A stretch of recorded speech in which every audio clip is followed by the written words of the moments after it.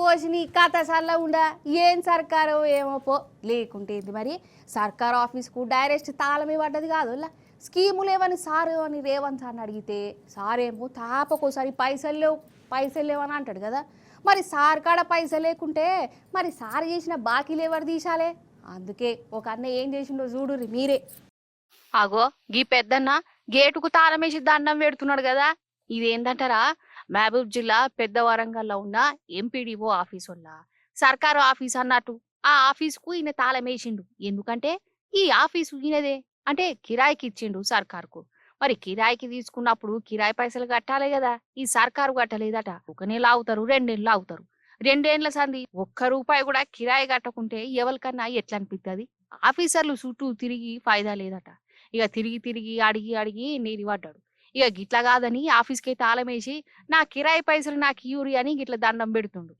MPDO office ఇంటి ఓనర్ను. నాకు గత 30 నెలల రూమ్ రెంట్ రావాలా, ఆఫీస్ రెంట్ రావాలా, దాదాపు 2,10,000 పైసలకు ఇంటి రెంట్ రావాలి, ఆఫీస్ రెంట్ రావాలి, 1,76,000 పైన కరెంటు బిల్లు పెండింగ్లో ఉంది, కరెంటు బిల్లు రావాలి. కాబట్టి దయచేసి నా ఇంటి బిల్లు, కరెంటు బిల్లు ఇవి 2 క్లియర్ చేసేంత వరకు నేను ఆఫీసు ఇక్కడ నుండి తరలించే ప్రసక్తి లేదని అందరికీ ప్రభుత్వాన్ని కూడా విన్నవించుకుంటున్నా. ఇగో గిట్లున్నదోల్లా ప్రజాపాలన కాదు. ఆఖరికి ఆఫీసులకు కిరాయి పైసలు కట్టేటందుకు కూడా మన రేవంత్ సర్కార్కు పైసలు వెళ్తాయివా? అదే అందాల పోటీలకేమో 100 కోట్లు వెళ్తాయి. మెస్సీతోని సార్ ఫుట్బాల్ ఆడేటందుకు కోట్ల రూపాయలు నీళ్ళ లెక్క ఖర్చు చేస్తారు. కానీ గిట్లా ఆఫీసు వాడుకొని కిరాయి పైసలు ఇచ్చేటందుకు మాత్రం చేతిలో తెలియవు.